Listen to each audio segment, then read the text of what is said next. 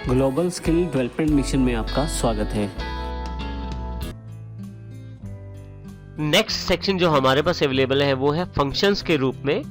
Functions एक important part रहते हैं C++ में। अब हम इनकी जानकारी लेते हैं।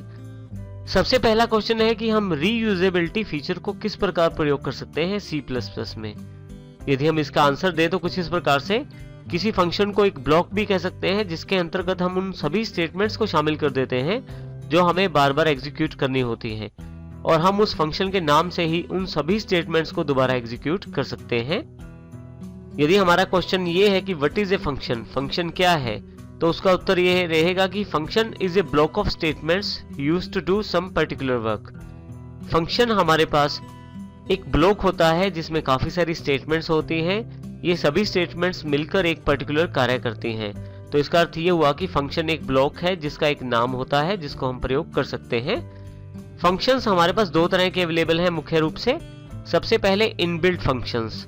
इनबिल्ट फंक्शंस वो हैं जो पहले से ही हमारे पास लाइब्रेरी फाइल्स या हेडर फाइल्स में अवेलेबल हैं, जिनका प्रयोग हम कर भी चुके हैं, जैसे क्लियर स्क्रीन, getch, printf। हम यूजर डिफाइंड फंक्शंस भी बना सकते हैं, अर्थात हम अपनी रिक्वायरमेंट के अकॉर्डिंग फंक्शन भी बना सकते हैं। फंक्शंस बनाने के लिए हमें सबसे पहले फंक्शंस को डिफाइन करना पड़ता है। जैसे हमारे पास यहाँ पे हमने वर्ड सम को डिफाइन किया है। वर्ड डेटा टाइप है, सम इस फंक्शन का नाम है। राउंडेड ब्रैकेट्स ये जानकारी देते हैं कि ये सम फंक्शन है। उसके पश्चात यहाँ पे हमारे पास कर्ली ब्रेसिस को ओपन किया गया है जो फंक्शन के ब्लॉक को शुरू करती है, और नीचे की तरफ एक कर्ली ब्रैकेट द्वारा फंक्शन के ब्लॉक को क्लोज किया गया है, जो ये जानकारी देती है कि फंक्शन का ब्लॉक जो है वो यहाँ खत्म होता है। इसके बीच में हम उन सभी स्टेटमेंट्स को शामिल करेंगे जो ये फंक्शन कार्य करना चाहता है। फंक्शंस को बना लेने के पश्चात उसे कॉल करना जरूरी होता है ताकि वो आपके प्रोग्राम में चल पाए। यदि आप कॉल नहीं करेंगे तो आपके प्रोग्राम में फंक्शन की कोडिंग तो रहेगी, परंतु आप उसको एग्जीक्यूट नहीं कर पाएंगे। तो इसके लिए कि वो आपके पास अवेलेबल हो जाए, इसके लिए हम उस फंक्शन को कॉल करते हैं। कॉल करने के लिए हम किसी फंक्शन का नाम, फिर राउंडेड ब्रैकेट्स और सेमीकोलन, बिल्कुल क्लियर स्क्रीन की तरह। देखिए हम यहाँ अपने फंक्शन का नाम लिख देते हैं, राउंडेड ब्रैकेट्स, सेमीकोलन का प्रयोग करते हैं ताकि हमारे पास ये फंक्शन एग्जीक्यूट हो जाए। सबसे खास बात ये रहती है हमारे पास कि हम फंक्शन को एक बार, दो बार, 10 बार, जितनी बार चाहें कॉल कर सकते हैं। हर बार उस फंक्शंस में दी गई सभी स्टेटमेंट्स एग्जीक्यूट होंगी, और इसके साथ ही हमारे पास वो सारा कार्य बार बार होगा जो उस फंक्शन के द्वारा डिफाइन किया गया है। आइए हम फंक्शन के बारे में कुछ इंपॉर्टेंट जानकारी लेते हैं। फंक्शन बनाने के लिए देखिए यहाँ पे सबसे पहले डेटा टाइप मेंशन करनी पड़ती है, उसके पश्चात फंक्शन का नाम। आप राउंडेड ब्रैकेट्स में आर्गुमेंट्स भी बता सकते हैं। आर्गुमेंट्स हमारे पास एक तरह से एक्स्ट्रा इंफॉर्मेशन है जो किसी फंक्शन को प्रोवाइड की जाती है, और यहाँ पे एक ब्लॉक क्रिएट किया जाता है जिसमें सेट ऑफ स्टेटमेंट्स को शामिल किया जाता है।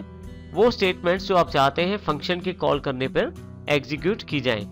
यहाँ देखें हमारे पास एग्जांपल में हमने यहाँ पे वर्ड सम फंक्शन बनाया है जिसका कार्य है 3 वेरिएबल्स में पहले 2 वेरिएबल्स को यूजर से इनपुट प्राप्त करना, ए और बी को, और जो सीन के द्वारा ए बी के मेमोरी में स्टोर कर दी जाएगी इनपुट। फिर ए और बी की वैल्यू को ऐड करके सी में स्टोर करना, और फिर टोटल को प्रिंट करवाना।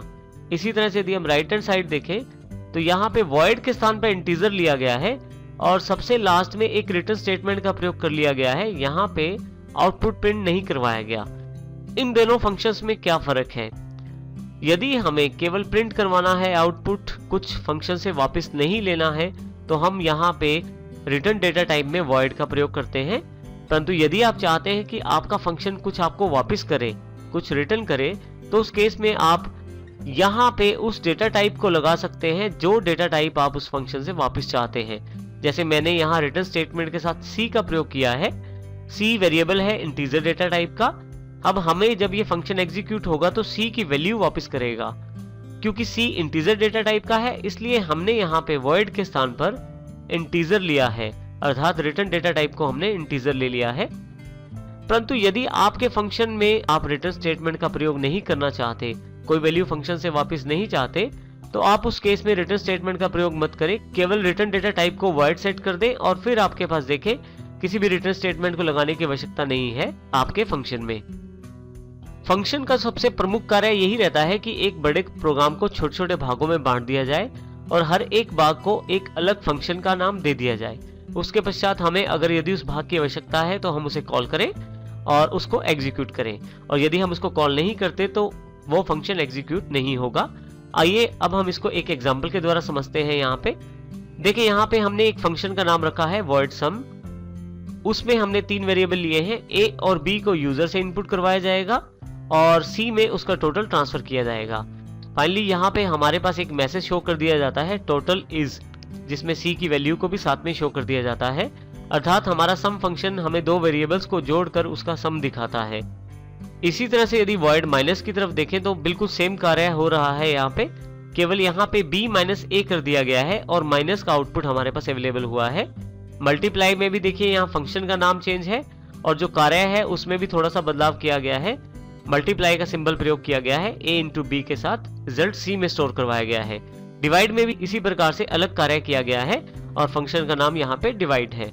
अब हमारे पास यहाँ पे एक बड़े प्रोग्राम को छोटे 4 भागों में बांट लिया गया है।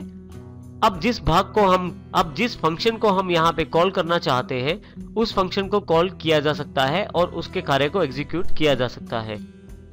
हमारे पास यहाँ 4 फंक्शंस अवेलेबल हैं जिनमें हमने केवल 2 को ही कॉल किया है, सम और माइनस को। कॉल करने के लिए हमने void main का प्रयोग किया है। void main में जिन फंक्शंस को इंक्लूड किया जाएगा, कॉल किया जाएगा, वही फंक्शन एग्जीक्यूट हो पाएंगे। देखिए, सबसे पहले सम को कॉल किया गया है तो सारा सम वाला कार्य यहाँ पे अवेलेबल होगा, अर्थात सम फंक्शन पहले एग्जीक्यूट होगा, उसके पश्चात माइनस। परंतु यदि आप यहाँ ध्यान दें तो हमने मल्टीप्लाई और डिवाइड को यहाँ कॉल नहीं किया है।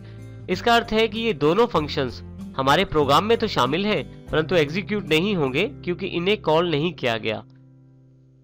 इस प्रकार हम ये कह सकते हैं, यदि हमें किसी फंक्शन को एग्जीक्यूट करना है तो उसे कॉल करना आवश्यक है। हम उसे एक से अधिक बार भी कॉल कर सकते हैं और यदि हम उसे एग्जीक्यूट नहीं करना चाहते तो हम इसे कॉल नहीं करते।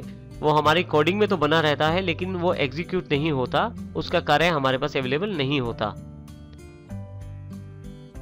देखिए, यहाँ पे इस एग्जांपल में हमने सम को 3 बार कॉल किया है, तो हर बार जब सम एग्जीक्यूट होगा तो ये सभी स्टेटमेंट्स दोबारा एग्जीक्यूट होंगी, जिसमें हमारे पास फिर से